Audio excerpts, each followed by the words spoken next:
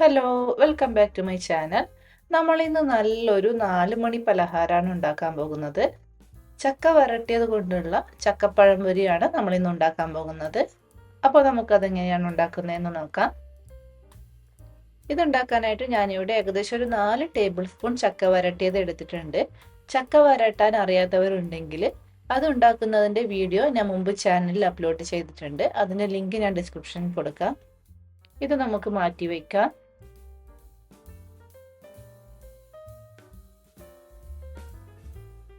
ഇനി ഒരു പാത്രത്തിലേക്ക് ഏകദേശം ഒരു 2 ടേബിൾ സ്പൂൺ ശർക്കര ചേർത്ത് കൊടുത്തിട്ടുണ്ട്.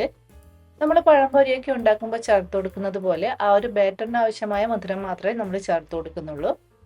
കാരണം ചക്ക വരട്ടിയത് ഓൾറെഡി നല്ല മധുരം ഉണ്ടാക്കും. ഇനി ഇതിലേക്ക് ഒരു 1/4 ടീസ്പൂൺ ഉപ്പും ഏകദേശം ഒരു 4 ടേബിൾ സ്പൂൺ വെള്ളവും ചേർത്ത് കൊടുക്കുന്നുണ്ട്. ഇനി ഈ ശർക്കര നമുക്ക് നന്നായിട്ടൊന്ന് അലിയിച്ചെടുക്കണം.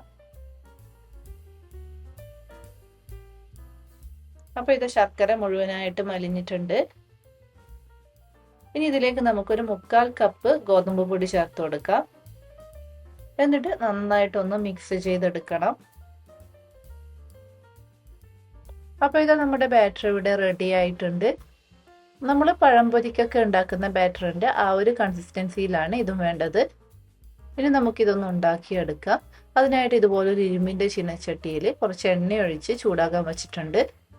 ഇനി ആ ചക്ക വരട്ടിയതിൽ നിന്നും കുറച്ചെടുത്ത് അത് ഈ മാവിൽ ഇതുപോലെ അങ്ങ് മുക്കിയെടുക്കാം. എല്ലാ ഭാഗത്തും മാവ് എത്തുന്ന രീതിയിൽ മുക്കിയെടുക്കണം. ഇനി ഇത് ചൂടായിരിക്കുന്ന എണ്ണയിലേക്ക് ഇട്ട് കൊടുക്കാം. ഇപ്പോൾ തീ ഹൈ ഫ്ലെയിമിലാണുള്ളത്. എണ്ണയിലേക്ക് ഇത് ഇട്ട് കൊടുത്തതിന് ശേഷം തീ കുറച്ച് മീഡിയം ഫ്ലെയിമിലേക്ക് ആക്കാം. ഇതിൻ്റെ കൂടെ നമുക്ക് 2 എണ്ണം കൂടി ഇട്ട് ഫ്രൈ ചെയ്തെടുക്കാം. ഇനി ഒരു സൈഡ് നന്നായിട്ട് ഫ്രൈ ആയി കഴിയുമ്പോൾ തിരിച്ചിട്ട് കൊടുത്തും ഫ്രൈ ചെയ്തെടുക്കാം. അപ്പോൾ ഇത് ഒരു ഭാഗം നന്നായിട്ട് ഫ്രൈ ആയിട്ടുണ്ട്. ഇനി ഇത് നമുക്കൊന്ന് തിരിച്ചിട്ട് കൊടുക്കാം. തിരിച്ചിട്ട് കൊടുത്തും ഒരു 2 മിനിറ്റ് ഫ്രൈ ചെയ്തെടുക്കാം.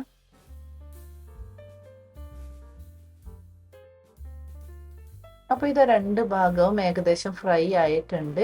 ഇനി ഇത് നമുക്ക് എണ്ണയിൽ നിന്നും ഒന്ന് കോരിയെടുക്കാം. ഇതുപോലെ നമുക്ക് ബാക്കിയുള്ളതും കൂടി ഒന്ന് ഫ്രൈ ചെയ്തെടുക്കാം. ഇനി കൈകൊണ്ട് മാവിൽ മുക്കിയെടുക്കുന്നില്ലെങ്കിൽ ഇതുപോലെ സ്പൂണ് വെച്ച് നിങ്ങൾക്ക് ചെയ്തെടുക്കാവുന്നതാണ്. അപ്പോൾ ഇതാ നമ്മുടെ ചക്ക വരട്ടിയത് വെച്ചുള്ള ചക്കപ്പഴംപൊരി ഇവിടെ റെഡി ആയിട്ടുണ്ട്. നമ്മൾ സാധാരണ ചക്ക വെച്ച് ചക്കപ്പഴംപൊരി ഉണ്ടാക്കുന്നത് പോലെ തന്നെയാണ് ഈ ഒരു പഴംപൊരിയും. നല്ല ടേസ്റ്റാണ്. അപ്പോൾ നിങ്ങളെല്ലാവരും ഇതുണ്ടാക്കി നോക്കണം. എന്നിട്ട് അഭിപ്രായങ്ങൾ കമൻറ്റ് ചെയ്ത് അറിയിക്കണം. വീണ്ടും പുതിയ റെസിപ്പിയുമായി അടുത്ത വീഡിയോയിൽ കാണാം. അതുവരേക്കും ബൈ ബൈ.